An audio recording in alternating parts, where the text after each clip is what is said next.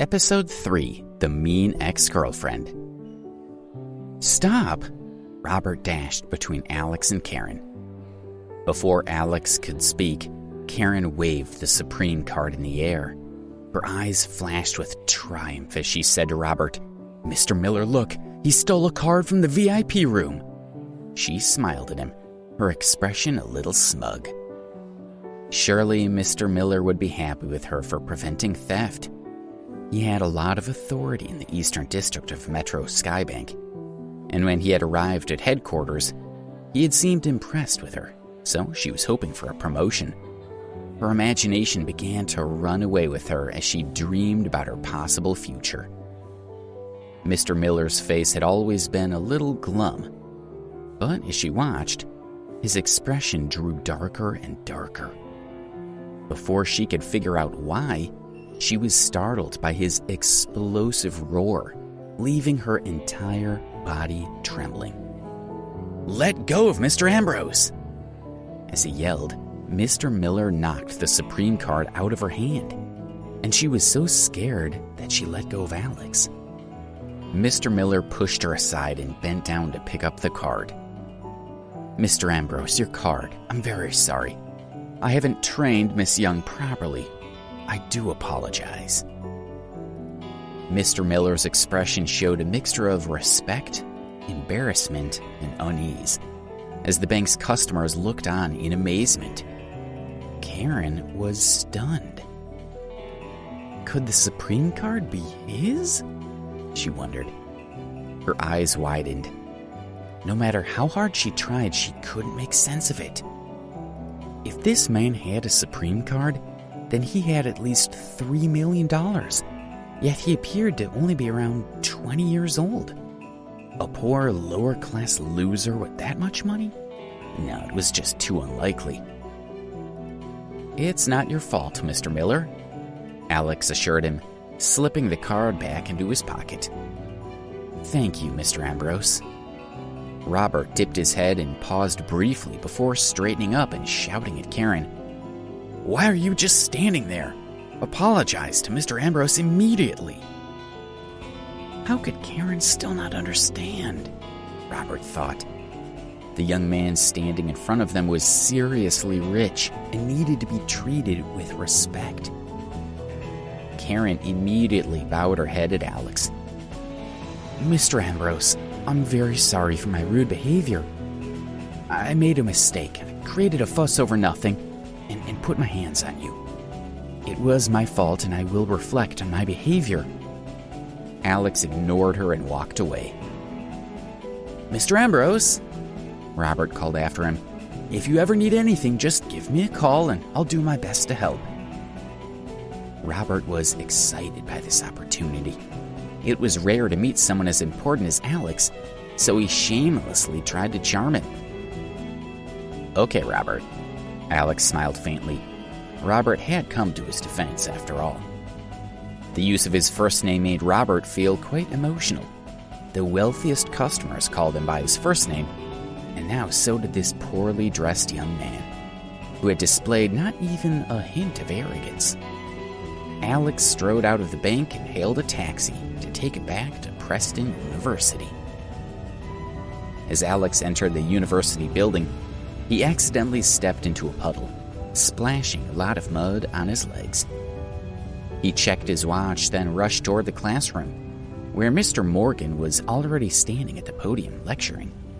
He spotted Alex out of the corner of his eye, and a hint of disappointment flashed across his face. Feeling guilty, Alex lowered his head. Of all his teachers, Mr. Morgan was his favorite. The other teachers tended to ignore Alex because he had no money, and some even openly mocked him. Only Mr. Morgan treated him like any other student. Alex slipped quietly into the classroom, aware that all the students were staring at him, and he could hear them whispering. "He isn't usually late. Hell must have frozen over. Look at his pants, they're filthy. Doesn't he have any clean clothes?" "Are you joking? It's not like he'd have the money for new ones. It looks like he'd just thrown on whatever he could find." Some of the boys continued to talk. and the girls in the front row covered their mouths with their hands as they joined in.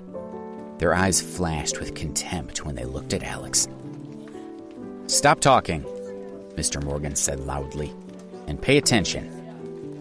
Throughout the lecture, Alex noticed that Mr. Morgan kept glancing at him, his eyes full of disapproval, as if Alex had failed to live up to his expectations. Eventually, the lecture was over. Class dismissed. Mr. Morgan packed up his textbooks and left. "Kathy!" The voice came from the doorway. Everyone turned in the direction of the voice and saw Billy walking through the door and going straight to Kathy, who was sitting by the window.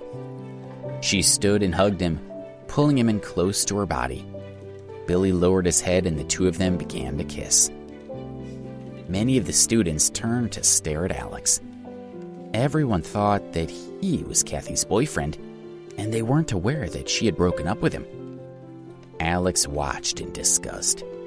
He'd heard that Billy had taken at least 5 different girls to stay at that hotel. Kathy was just the latest in a long line, and Alex had no intention of fighting for her. Billy strutted past Alex with his arm around Kathy's waist. "Darling, wait a minute," Kathy said to Billy as she stopped in front of Alex and held out her phone. "Since we've broken up, I don't want to owe you anything. Here's the phone you bought for me a few weeks ago. You can have it back." Alex glanced at the Samsung Galaxy phone and then took it. "Ha!